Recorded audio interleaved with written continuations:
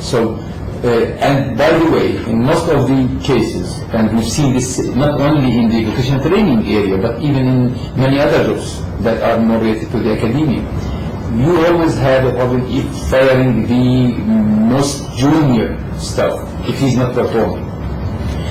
So legislative issues are very important thing.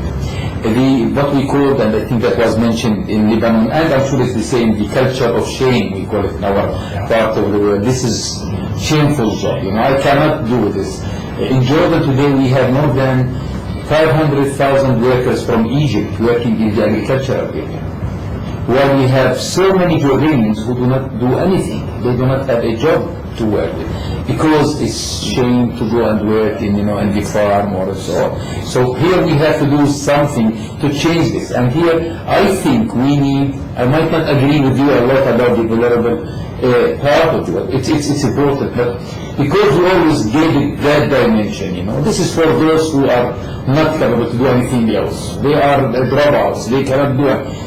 It's okay, give them, but not in that understand. They have to understand. UNRWA used to produce the best technicians in the world in the 60s and 70s. My father used to be the head of Columbia BTC in the 60s.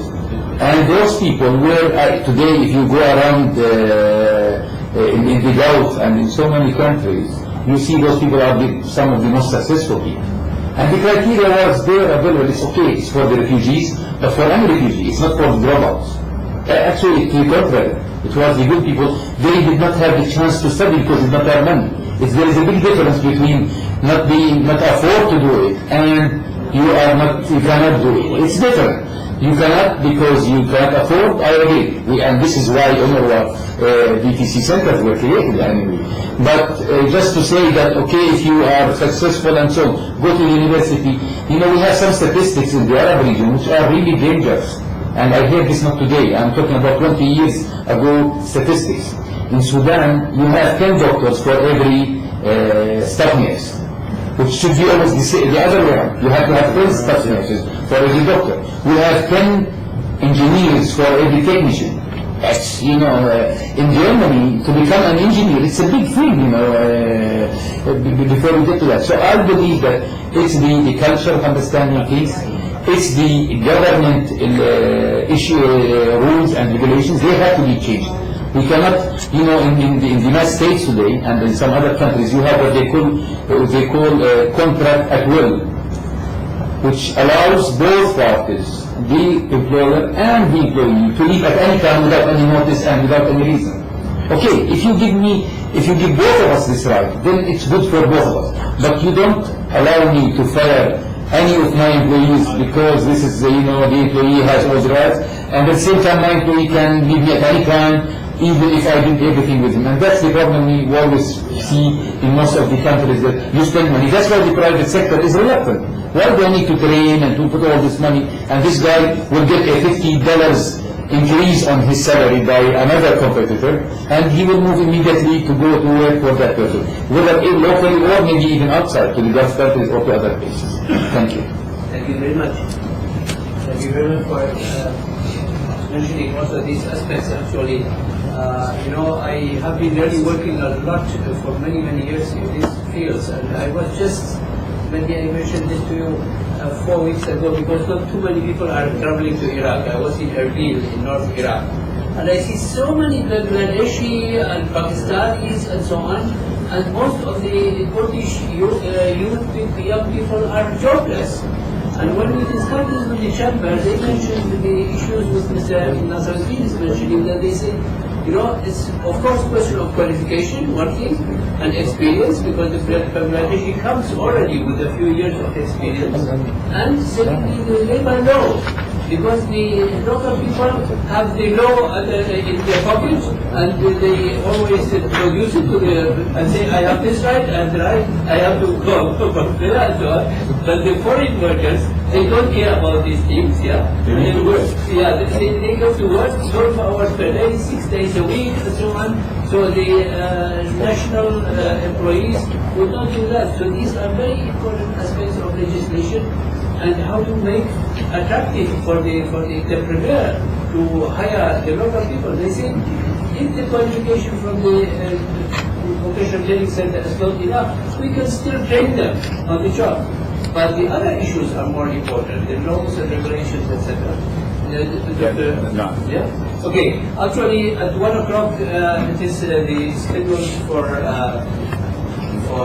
lunch. And but after the lunch we will have our working groups. With 10 generals, but only one Working solution. groups will have the task of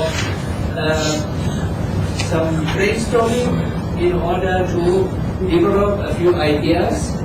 How could cooperation between the federal state of North Rhine-Westphalia and the institutions in the Arab countries look like, especially between private sector institutions as well as the governmental institutions in the Arab countries and their counterparts in North Rhine-Westphalia.